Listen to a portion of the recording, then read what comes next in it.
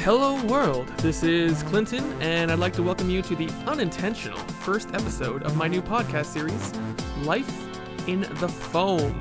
This series is going to be about media bubbles, and more specifically, life outside of them when you're going it alone.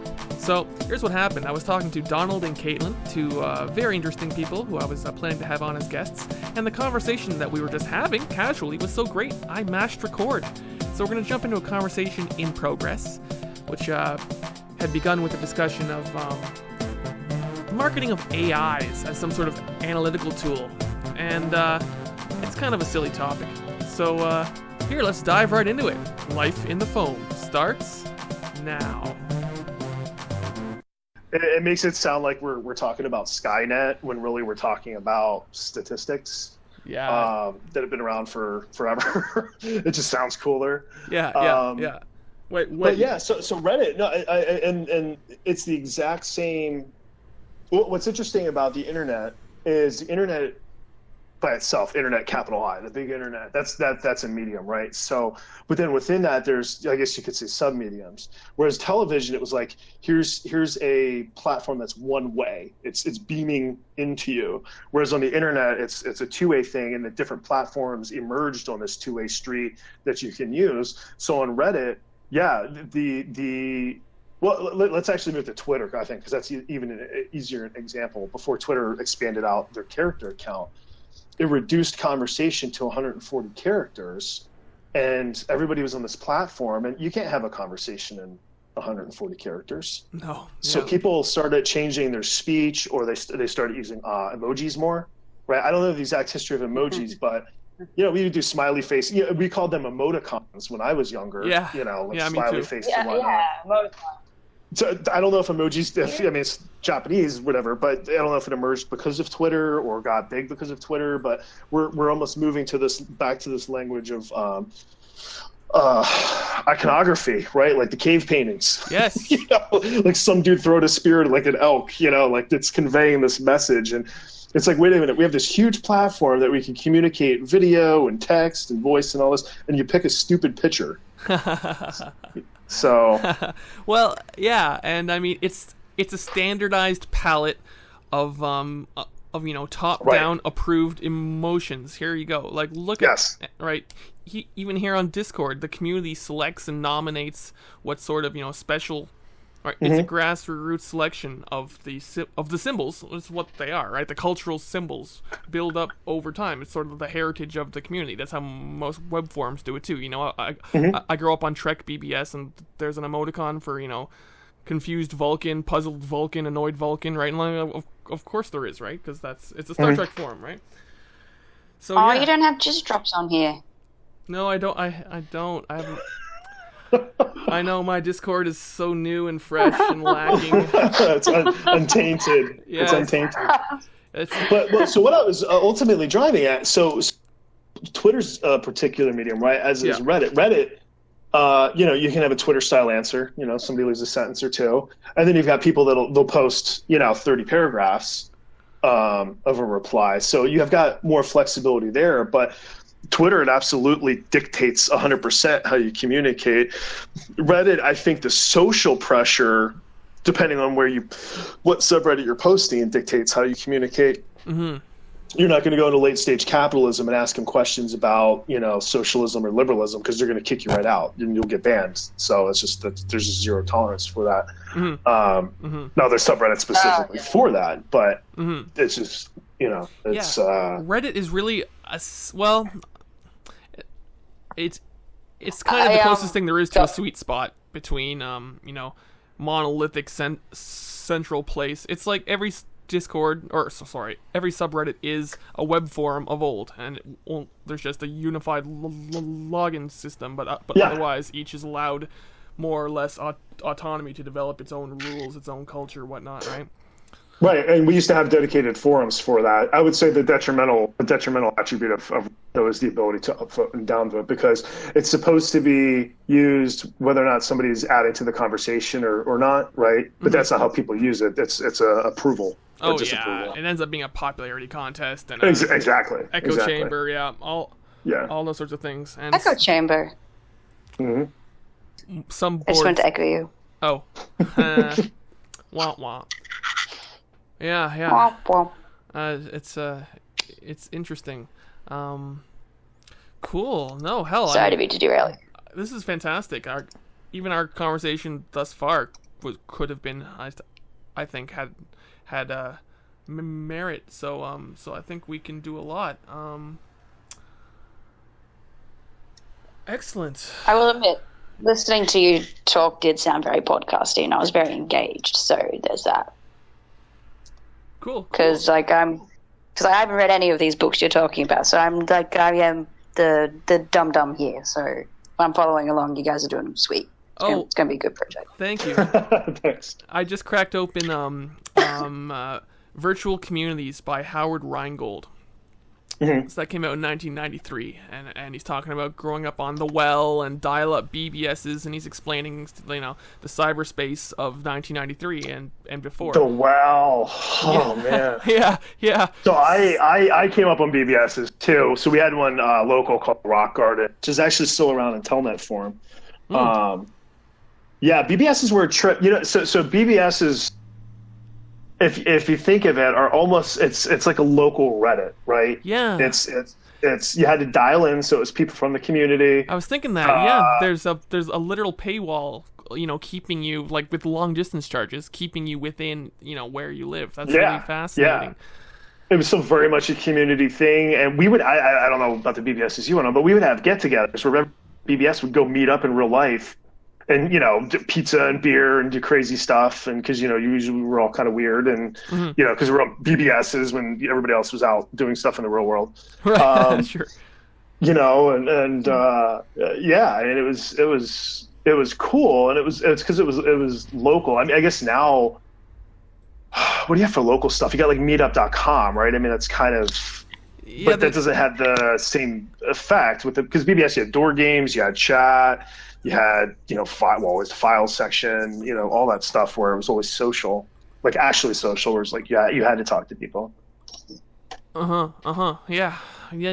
No, I mean, all these things end up being centralized and run by some corporation. There was this awful,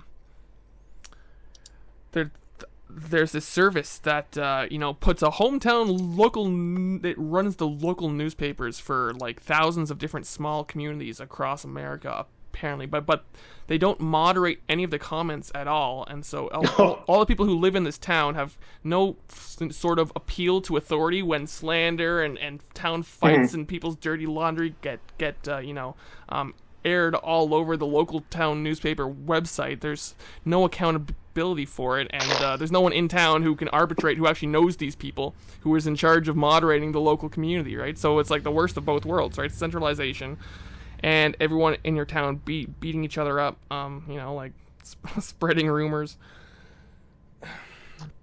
Yeah, that's. I mean, obviously you have legal remedies if they're doing that, but somebody's gonna bother and take somebody else to court. But it's well, that shit happens offline anyway, so I guess it's just that happened long before there was the internet, gossip and that. It's been around since at least the 70s. Of course, but at least with a BBS, the person who's running it is living there in the middle of it and can have half a clue as to the community that they live in, what the issues are, that sort of thing, right? Right, yeah. Yeah, even on the radios, so we have Clear Channel here in the States that has mastered the art of running local radio stations from effectively a central location and to make them sound like they're actually local. Oh. So... But the playlists, like the interstitials, the things the DJs say, it's localized sounding, but it's all kind of canned content that you can buy, basically. And the kicker in all this, and it started in the late 1800s, so late 19th century, and obviously grew to fruition in the 20th century. It's all the self-freaking advertising. That's the kicker, right? All of this. I mean, television was built on selling advertising. The internet is built on selling advertising. That's how people make money. And it's that's the part to me that kind of creeps me out the most. So yeah, definitely. And it's how do I sell more crap to you? And how do I you to want to, and this is actually what it's turned into. How do I manipulate you into wanting to buy more stuff from me? Yeah. So tell me about the course you're taking. I've struggled off and on about as far as doing graduate degrees, and I did some of an MBA, and I kind of petered out. I'm already in management. I'm like, well, it's not really that interesting. And I looked at a couple different routes: traditional psychology, journalism, that kind of thing. Something that I could leverage to do some specific types of work. But then I found that there's actually a media psychology. Well, there's more than one media psychology program. But I was looking around, I'm like, so what is media psychology? It's like I know what I think that means, but what does it really mean? Mm-hmm. And it means a couple different things. One, it's just how to best leverage media for educational purposes. That's one meaning. There's another one.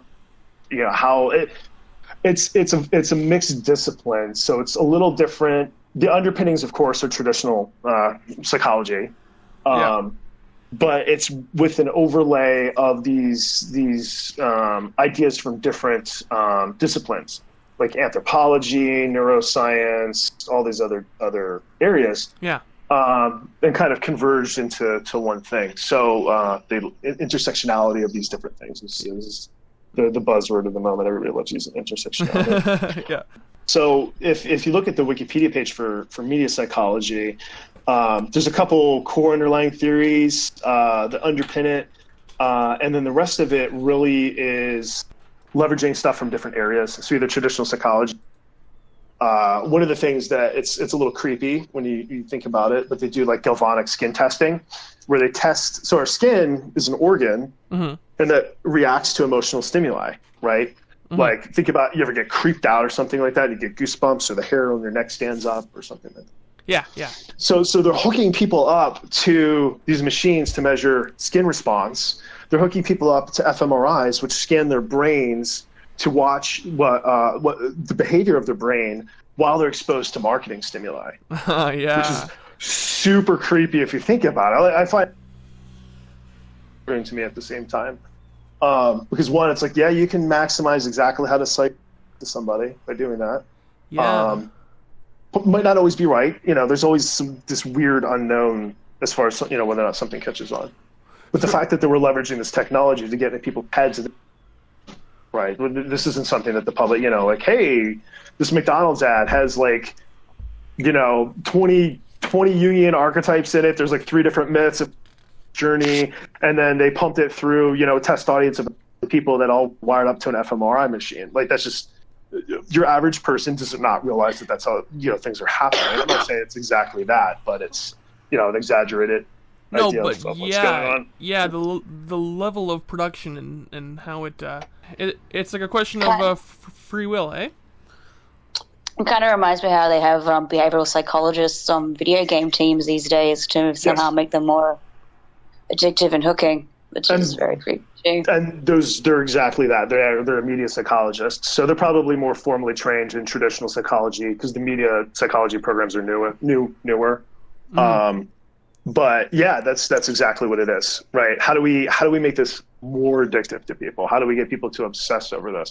Which to me, I find that disturbing, right? It's I come from the generation before there was such a thing as free to play, right? So free to play obviously is right. Yeah.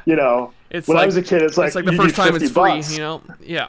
Oh yeah, it's exactly. Yeah, it's like drugs. First time's free, and then after that, you're coughing up all your money to go buy drugs. But it's disturbing because before it was video games were to be fun or maybe educational, for what that's worth and whatnot. But it was always about fun, and now it's about maximizing profit and keeping people stuck to them. Definitely. Oh, wow, that's interesting. I sort of have been thinking lately that the neuroscientific models of creating marketing and whatnot have been kind of reductionist towards dopamine, where there's lots of commercials or music that was just a lot more of the pacing of the anticipation towards climax, na bam, right? Mm-hmm. Mm-hmm. I wonder if we're getting past that sort of single level of captivation insofar as something that's scientifically validated.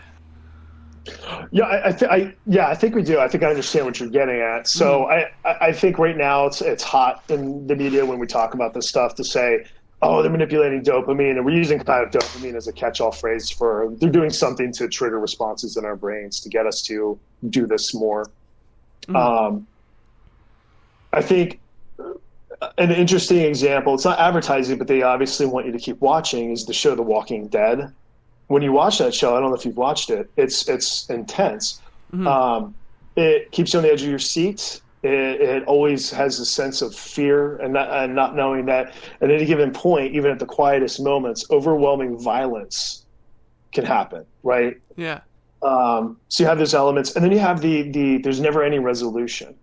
And if you play video games like these survival games, like the sandbox type stuff, like Rust was big for a while, Ark, all those kind of games, there's never really any resolution to the game. It's always about surviving, making sure people don't find your stash or raid your base, and then killing everybody possible to minimize their threat to you. Oh, sure.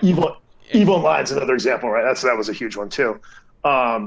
But I think that outside of dopamine, that fear response, the fight or flight response is being taken advantage of. All right. So like any progress you make in one area, now you get nervous about the thing that you thought you had already taken care of, right? It's one concern. Yes. Something, Absolutely. That you hit the nail on the head, right? And it comes down to our brains, being primitive. Our brains have not evolved alongside of our technology. We have very primitive brains. That's why pornography works, right? Pornography works because you see visual images on the screen. There's nothing happening in the real world, right? But your brain sees it and it's aroused by it because your brain thinks it's real.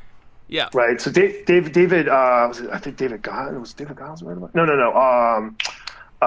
Dolph Zillman was talking about this excitation transfer, where when you visually see something happening, you experience a similar biopsycho, whatever you want to call it, response to it and take on an element of that. Another perfect example is when you're watching a movie character and the heroic character is doing something heroic, you get kind of like pumped up, right? You're like, whoa. Oh, okay. So it sounds like something broader than mirror neurons in a more general sense, just as sort of a...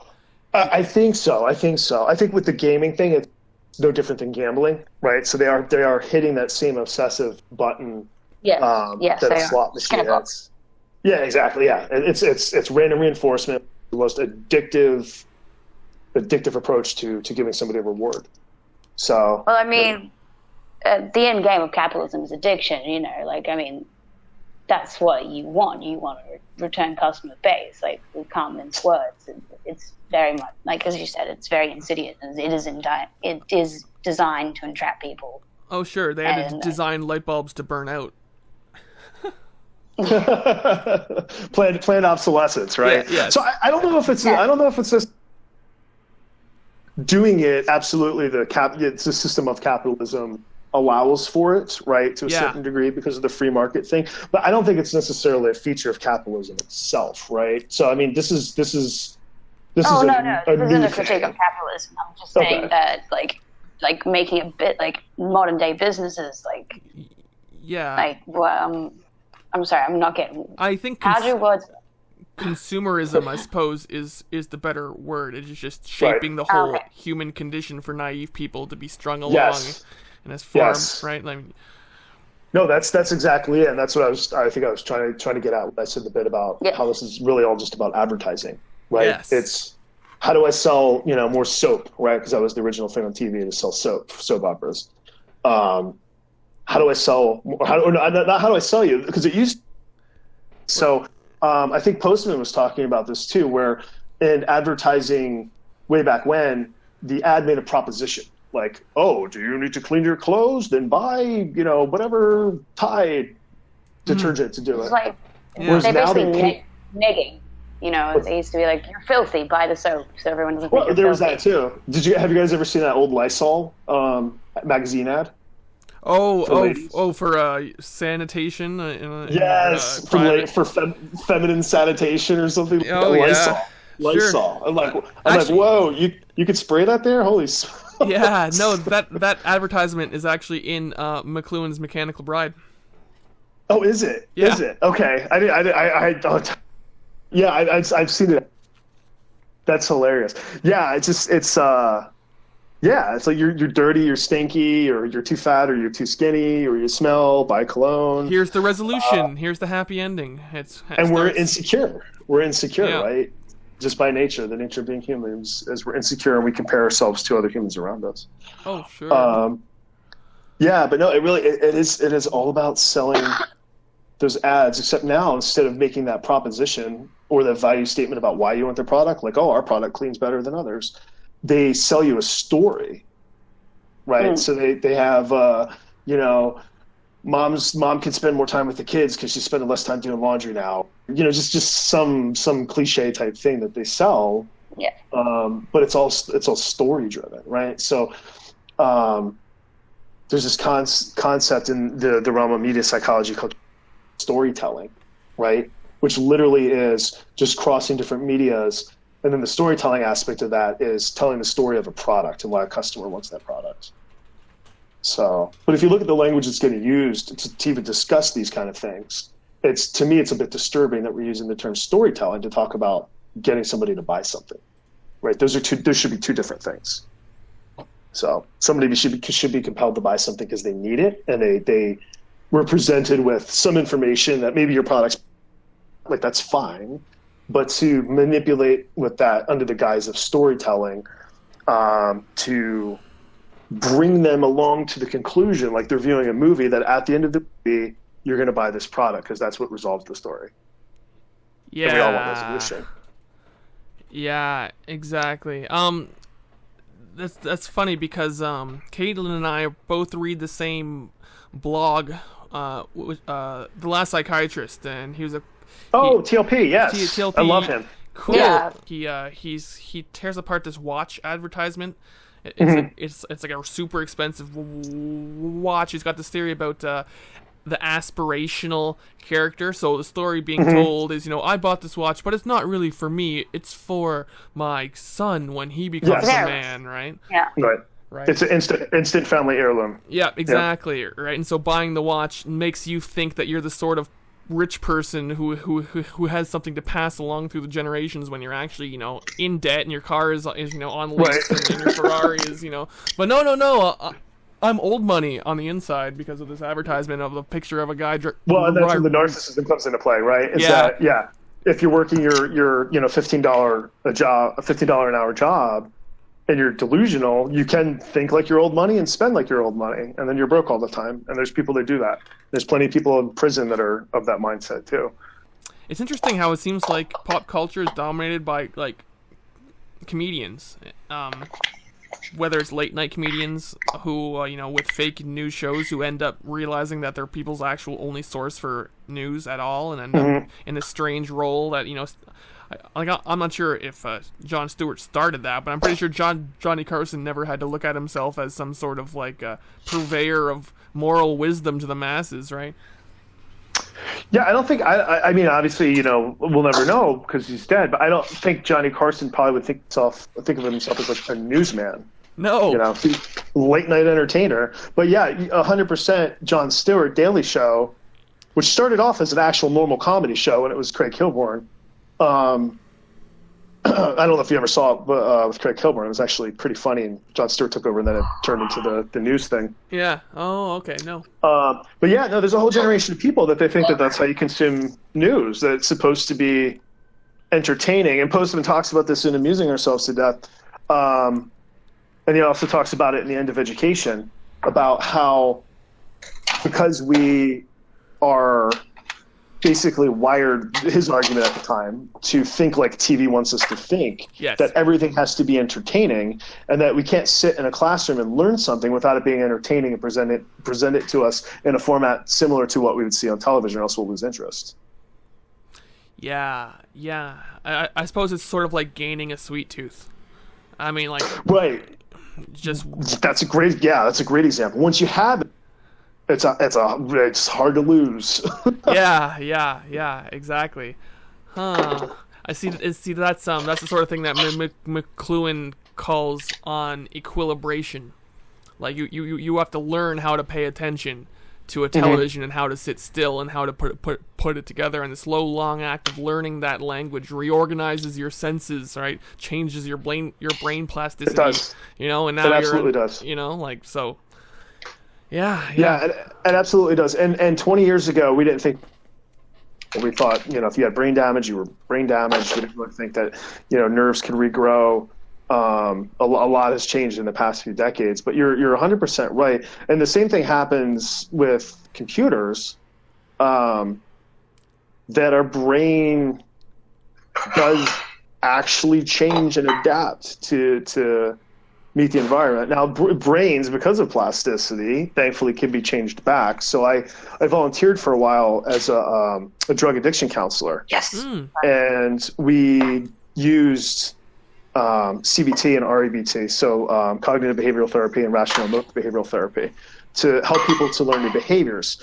Now, the thinking behind that approach is change the behavior first, and the brain will rewire itself.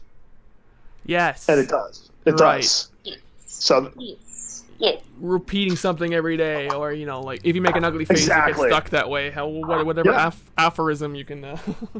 No, that's absolutely what it is, and it's true. It's true. If you get up at 5:30 every morning, or whenever, you know, it's still dark where you live, and go out and like go for a run or like go lift some weights or something like that, and you do that for 2, 3, 4 weeks where it starts becoming a normal thing, your brain starts changing. I mean, exercise, they're finding out now, is just as effective, and I think probably more so, than drugs for like depression and anxiety and whatnot.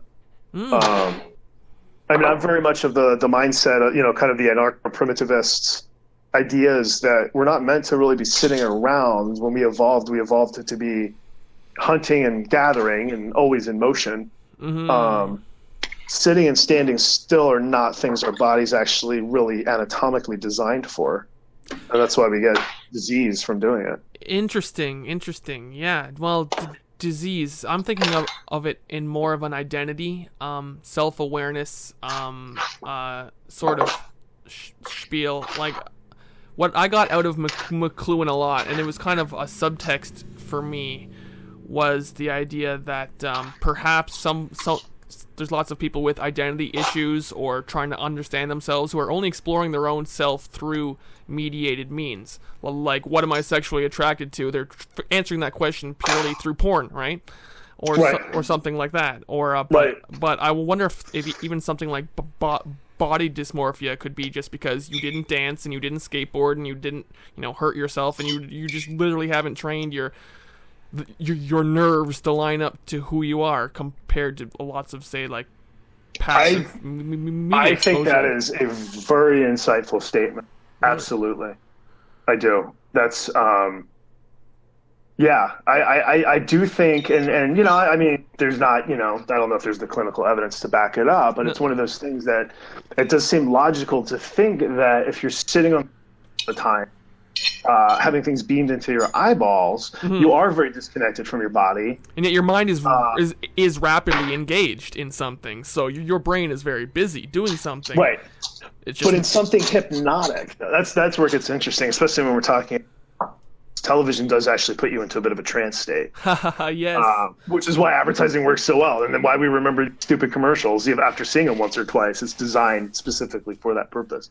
But so does music. And music, the people that produce pop music anyway, they know this too, and they incorporate the pop music version of these tricks to You've seen the folk chord song, right? Yeah, exactly. That's a good example.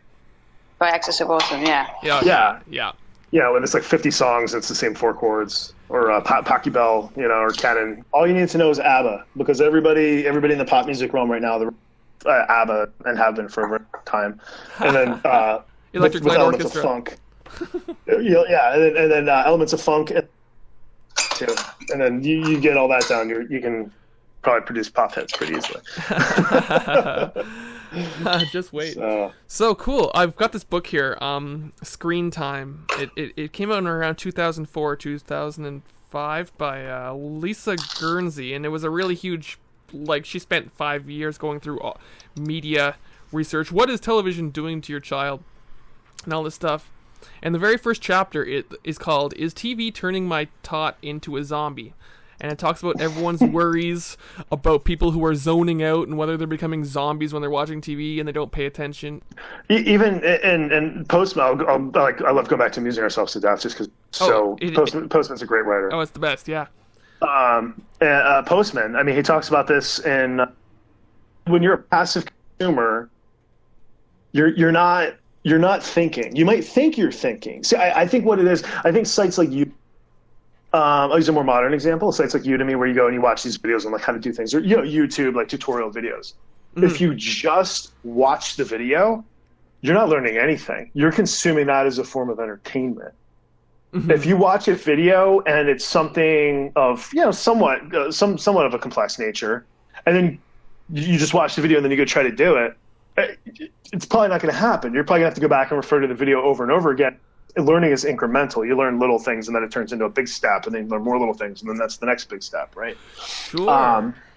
You don't get that by watching TV. I don't care how educational it, right? Unless you're watching a classroom lecture or something like that. And even then I would argue that without the context of sitting in a classroom, your attention is going to still be different as far as the level of attention you're going to pay to the video versus if you were sitting in the classroom.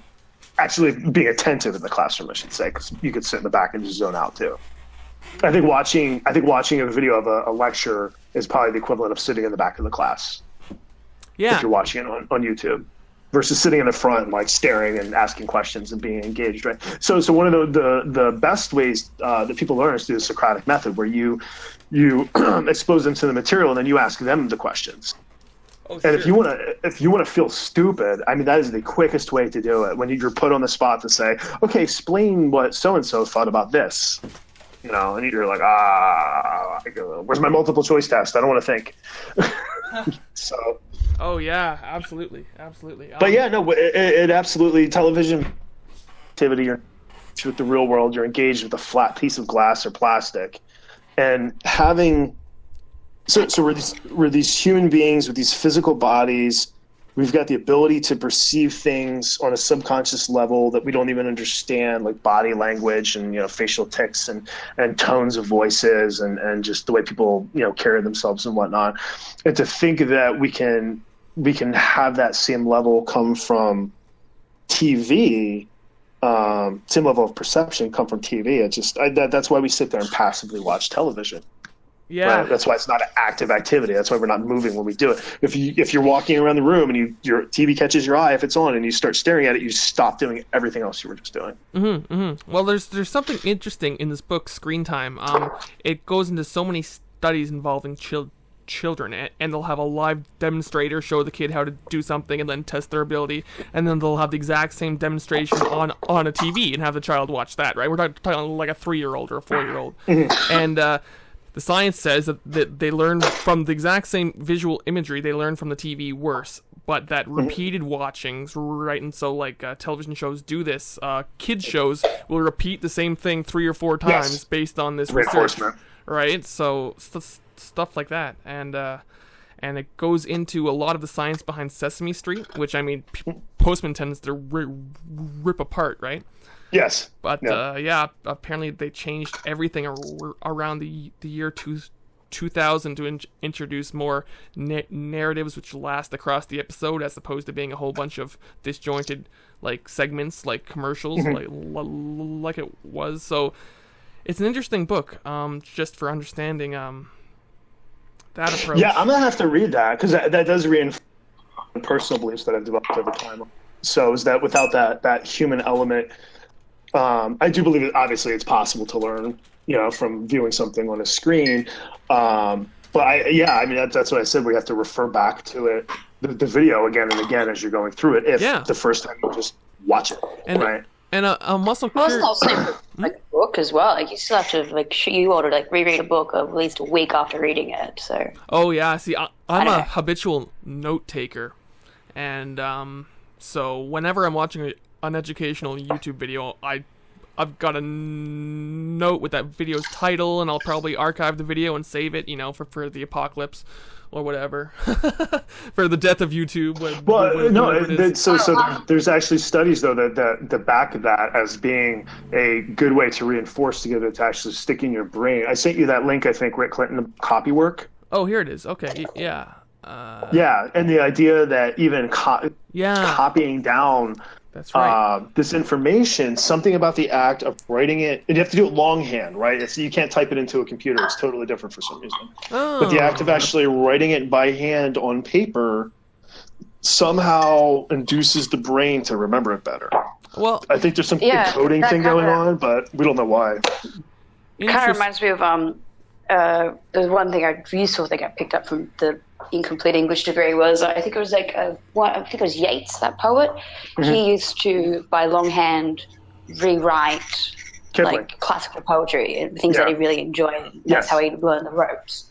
And he said, I wanted to feel like, what does it feel like to write a masterpiece? And two, that's how I learned to draw, is by tracing. That's where I started off as a kid, And by mimicking, you find your own voice, you crystallize knowledge, et cetera, et cetera. I think what stops people from creating original works, because everybody always has that idea book, right? Is for one, they don't know where to start. Mm-hmm. But it's that I don't know how to do it. It's an overwhelming task. And I think, Clint, I was talking to you about copy work. Is if you pick up a guitar, what do you learn how to do? Smoke on the Water, Smells Like Teen Spirit, House of the Rising Sun. House of the Rising Sun, just all those, you copy other people's songs until you get to the point that you're proficient, and then that's when your voice can come through, and you can do your own composition. Well, I think the same thing applies to writing, absolutely. But I do also think that the act of copy work is by osmosis. Teachers love you saying that term, by osmosis, but training your brain how to write.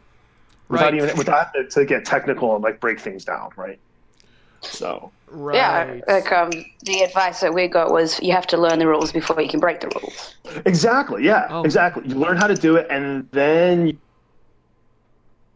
but you have to learn the rules first. Oh yeah, because there are structures. Structures. Sometimes they feel like jail bars, and sometimes they feel like handrails, right? And so. Sometimes they also feel like a nice, safe, warm place to retreat to when you don't know what else to do. Yeah, so, that's true. Well, gravity's a limit, but I'm not complaining. I didn't do well in many of my online or my video courses because the motivation isn't there. And it's almost like pulling myself out of bed and taking the bus and showing up in class. And now I'm in class, and now I got to do it. Was a large part of my motivation for classes that I wasn't actively passionate about. Postman hit on that in Amusing Ourselves to Death, right? He said when it was in the chapter about televangelism, when he was saying that when you can turn a basketball gymnasium into a place of worship by putting down a table with a special cloth, you hang up, dim the lights, invite a bunch of people in, and you just turn that place into some kind of temple or some kind of chapel or something, right? Mm-hmm. And a sacred place. Yeah. You turn it into a sacred place, right? So that's a sacred. So church, real church is a sacred place, right? So he was saying is that televangelism, these guys on the TV, you could be eating dinner, you could be in the restroom, you could be all these places. You're not wearing a shirt. Without wearing a shirt, but you know what? You're not in church, so you're not going to have that same effect, basically, that same reverence for the environment, etc. And that's kind of what I was getting at too about the learning in person versus watching a video or something like that. When you're sitting in a classroom full of students, assuming you're not just zoning out and wasting your time being in class, you have a certain type of social pressure on you to pay attention because it's the instructor's staring at you, your peers are all next to you. You're not going to turn to your peer and start talking to them if they're in the front and they're paying attention to the lecture. Yeah. Right? Yeah. Your instructor's going to get pissed if you're not paying attention and maybe call you out. So there's that little bit of social fear of being embarrassed or shame, feeling ashamed or something like that. Just while there's a quick lull, I'm just been laughing for the last minute at the idea of someone taking a dump while watching a sermon on their iPhone. Yeah, I mean, it's realistic though. Oh yeah, that's how I watched all the biblical lectures. Yeah. Yeah. I mean, when you bring something down to that level, right? And that's what Postman was talking about. He's like, how can you say, and the televangelist, he's like, the one thing missing from all of their shows is God. He's like, their shows aren't about God. The shows are about them and the entertainment value of what they're doing. Yeah, right. Yeah. McLuhan likes to look at the architecture of old cathedrals, and specifically the idea of stained glass windows, and he thinks they're a lot like television in that it's light coming through something into you. When light is passing through something and is being illuminated from behind, he thinks that fills you up, which is what television does. So insofar as like the ways in which, at least that's his theory, and they're not very scientific, but I mean the way in which the environment that you're in as a whole sense kind of fills you up because your senses are taking it in subliminally. That's what media literacy is to him, right? How that shapes you. And yeah, absolutely. Well, no, it does tie in with a lot of Jungian too. I mean, just the the idea of the chapel, or the cathedral or whatever. I mean, that's a really great example because it's we all know what we're talking. One of those buildings, you're walking into a dramatic scene. Sure. And by walking into it, you become part of it, right? So you're absorbing, not only are you absorbing, you're soaking by being there. Yeah, right. And the acoustics of it, you have to be quiet because your footsteps are echoing through the halls and stuff, right? It's just right. And there's certain smells and just all of this stuff. I mean, when I did some of the cathedrals when I was in Paris, it's like I'd seen the photos, but it's different when you're there. I mean, absolutely different. They talked about that in was it Good Will Hunting or Dead Poets Society? Yeah, where he's like, Good Will Hunting. You've seen the pictures of the Sistine Chapel, but can you tell me what it smells like? Or Yeah. So there's your taste of the sort of subjects we're going to be exploring in this new series, Life in the Foam. We'll be looking at media bubbles, and we'll be looking at the people who are outside of them. We're going to be using ideas from media analysts like Neil Postman and Marshall McLuhan. We're going to be talking technology, talking psychology, all sorts of wonderful subjects. If you like this idea, consider becoming one of my first sponsors.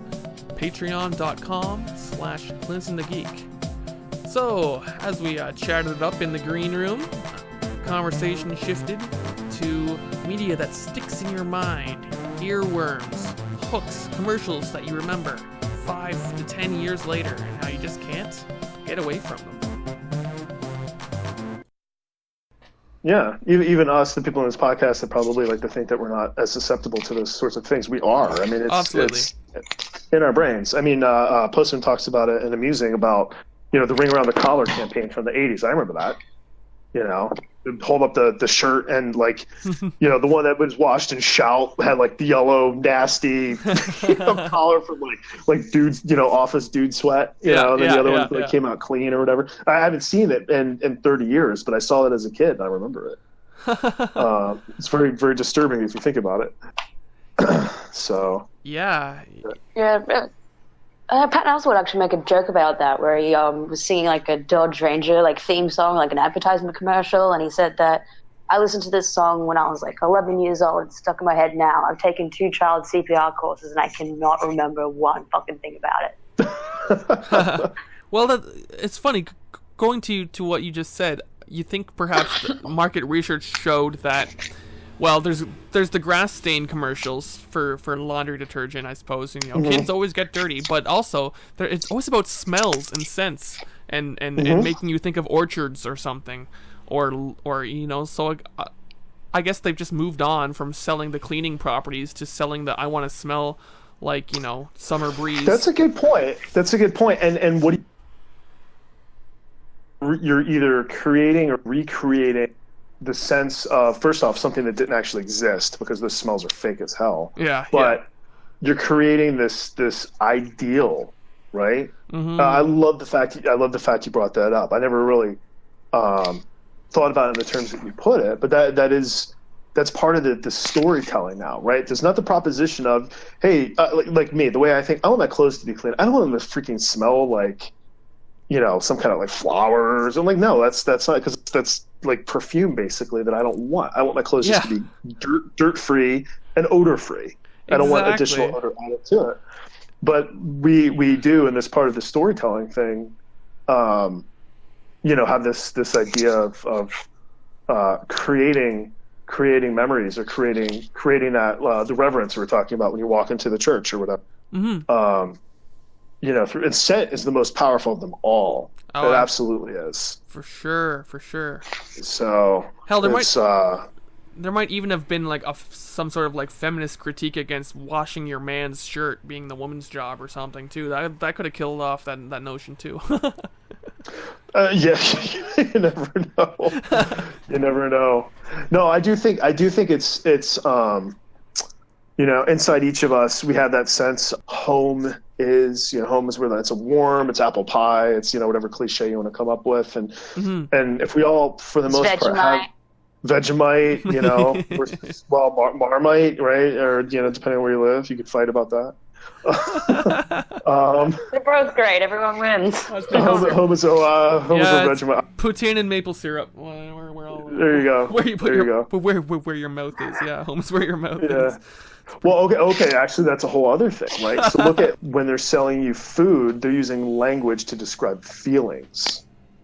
Like taste, like Snickers. Snickers is notorious for this, but like on the back of a Snickers now, at least in the States, there's single words that they put on there, like satisfied, or content, happy. Coca-Cola was doing this too for a while. I don't know if they still were on some of their bottles. Oh, sure. Where they would have single words, and it's this idea of if I drink a Coke, it's going to make me happy. Like, no, it's not. You get caffeine and sugar buzz, but you're not going to get happy. And that's how this dream logic works, is while your rational brain is busy saying, no, this won't make me happy, you're thinking, Coke, happy. And the association is being made, right? Yes. I think negation doesn't work in dream logic in this way. Like negation is a trap, right? It's the same thing with irony on an internet message board. Oh, I'm hanging out with a bunch of ironic Nazis. Like, no, it doesn't. Your mind doesn't know irony, and your mind doesn't know negation. And when you're swimming in suggestions and in messages, the associations are being made without the subtleties of set. Right? Absolutely. Yeah, absolutely. I mean, I've noticed that. So sometimes I go, effectively for research purposes, and like going to /poll, right? Which, sure, yeah. /poll is a fascinating place. Fascinating place because it's like. You could have one thread that's informative about the history of architecture from, the night, and then the next one is, hey, let's post videos of black people getting beat. It's such a bizarre world. You're right. I've learned a lot of stuff on Poll that I value. I have too. And it's I have too, and it's also turned my. No, it's. Like you're saying, it's like there's and I do. Doing the LARP thing and, pretending that they're Nazis or whatever. Yeah. And then I think that there's some people that actually probably are pretty damn serious about it. Oh, sure. But if you live in that place, and this is actually one of the few complaints I have about Jordan Peterson.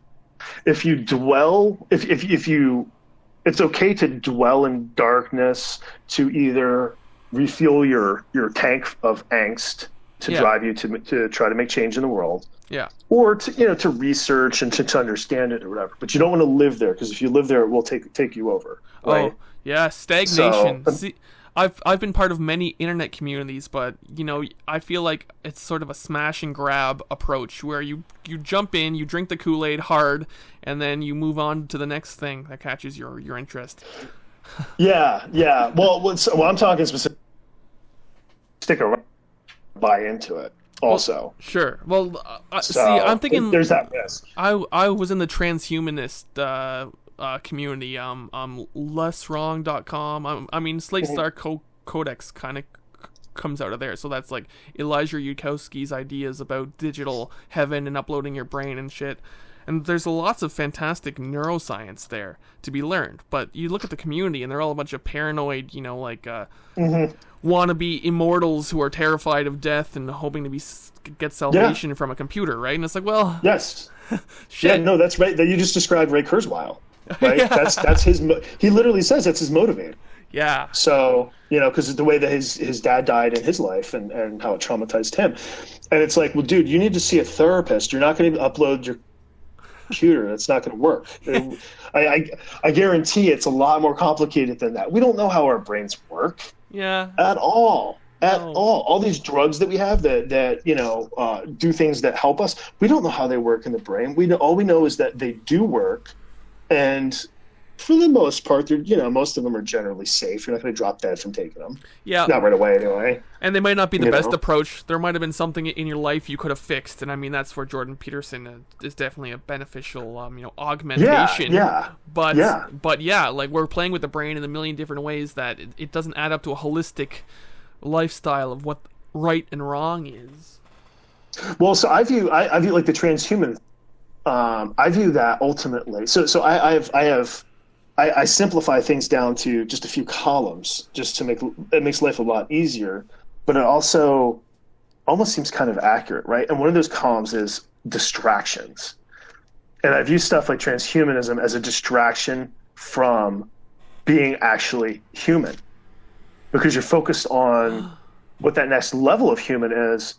But like you said, you described the community, and there's a level of neuroses that exists there that's driving them, that if they address that and they learned how to become content people and have unconditional self-acceptance, unconditional other acceptance, they probably would lose interest in trying to upload their consciousness to a fucking computer. Yeah, yes. I mean, they should all read The Denial of Death by Ernest Becker. there you go. Yeah. I read that. Yeah, I really do believe the vast majority of human pursuits are to avoid thinking about the fact that we're going to fucking drop dead. At the end of the day, that's what it comes down. Yeah. What was the book you said again? Denial of Death? The Denial of Death by Ernest Becker. Yeah. It's funny because that's one of the first books that it was a thread on Something Awful when I was like 20 years old. And it was like, hey, what smart books should everyone read? Okay, read this one. And it's very Freudian. And also introduced me to Otto Rank, who was one of Freud's early acolytes who got kicked out for doubting the veracity of the Oedipal complex. But anyways, yeah, it's dealing with the paradox of us being gods who shit. We're immortal and infinite in the capacities of our brains to imagine, the highest scopes of heavens, but we're also animals who, defecate and die and rot in the ground, and everyone is trying to solve that, and the best route is to live on, if not through your actual children, then to live on through your work, right? And men can have brain babies in the form of, buildings with their name on it. Wink, wink, nudge, nudge, right? Or great artworks, right? So everyone is driven through denying their own mortality by trying to create something that stays beyond their physical body, right? Yeah. Or just picking something to distract themselves. Oh yeah. So. Oh yeah. I think a lot of the new neuroticism around what we're calling identity politics, gender and race and all that stuff, is really it's a distraction from the fact that these people don't have, because society is we're not in the best shape right now, outlets for these things. You're right. So now it's like it's so you've got your group, you've got your bodybuilders. What do? Get big muscles. They stare at themselves in the mirror. They hang out with their buddies. Look how ripped I am. Maybe they get pro. They go to the shows. Look how ripped I am. They're on magazine covers, whatever. Yeah, it's a distraction, right? As is, and I find it interesting too that very people pick bodily distractions, right? Like piercing and tattoos. So I've got a tattoo. I'm not like anti-tattoo or anything, but people that get really obsessive about those. It's very interesting that the level of obsession it really seems to be to distract from their own lives, the challenges of their own lives. So Bill Burr, love him or hate him, one of the things he says frequently is like, hey, we're all eating this shit sandwich called life. Does it matter to what degree yours is compared to mine at the end of the day? So it's what it comes down to though is how we deal with it. You can either grow and mature as a person and accept life in the world, unfortunately, on its own terms, which aren't the best, and then move on. And then, like you said, leave something good behind, whether through your children or through works, but in a positive way, in a non-neurotic way. I wonder. Or you could be like Ray Kurzweil and spend your whole life trying to upload the computer and not get anywhere. God, so. right. It's interesting because what I heard in that, what you say it's a distraction, I'm thinking of Alone, the Last Psychiatrist's notion of a fetish object, or of a fetish as the obscurance of a lack. So they have the fetish to hide the fact that they don't have what it is that this thing is supposed to be filling, all right? A square, square thing in a round hole, or whatever. Yeah. So, well, if I'm covered in tattoos, my interaction with you is usually surrounded by I'm covered in tattoos versus I don't really have much of a personality. Yeah. Because I didn't develop it, and it's not necessarily a particular person's fault they didn't. It's not they refused to necessarily or anything like that. It's just that it didn't happen, and they had it's a void.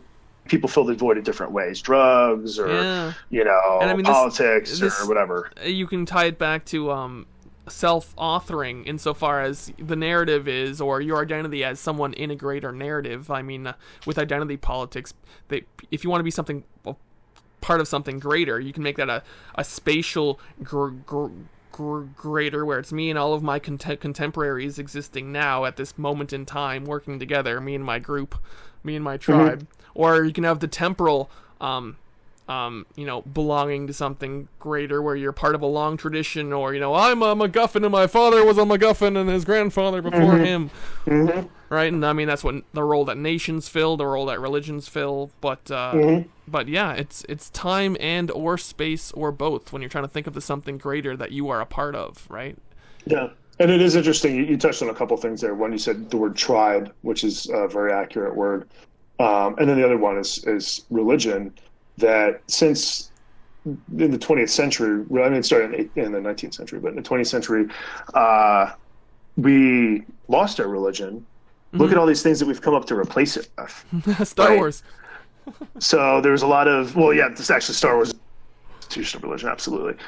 And then in the 60s and the 70s, there were a lot of social experiments with polygamy and commune, all this other stuff, because all of a sudden there wasn't a thing to bond on, a good thing in common to bond with other people over, and that enforced certain social rules for good or for better or for worse. It turned into kind of like this. We have these places in our mind that need to be filled with something in the spiritual sense. But if we take away what we've been using to fill us for a long, kooky stuff to fill them until we figure out our way. And that's where that's what fills you ends up needing to be a story structured probably on, fundamentally at the end of the day, words, which gets you to the necessity or the origin of the logos, really. Yeah, right. And that's why I think stuff like where you are given a sentence prompt and you respond with completing the sentence. It's like Mad Libs, but you respond with whatever comes to mind first, because that's always the most accurate. I see. So it's like a free association Rorschach kind of test. Yeah, exactly. Yeah. You can lump it in. I would spend 8 hours a day doing, and then you fill in the blank, and then you fill it in as fast as you can, and then once you figure out what that is, that's probably what you should go pursue with your life, right? That's just one of those cheesy things. When you take away the chase of survival, whatever's left is what you're actually interested in. All right, well, we've been listening to excerpts from a conversation lasting over 3 hours that I had with Caitlin and Donald. Afraid I'm going to have to cut it off there because we're at the hour mark, but we'll get to know the both of them more properly in future episodes of Life in the Foam, a podcast about the 21st century, when anyone can expose themselves to any media they want. You can be part of the mainstream bubbles, or you can be in a bubble of one out in the foam. You like the idea of this? Follow me on YouTube. That's Clinton the Geek. Sponsor the show on patreon.com/Clinton the Geek. I'd like to thank you for listening, and hope you join me next time. Until then, stay safe out there in your bubble for one.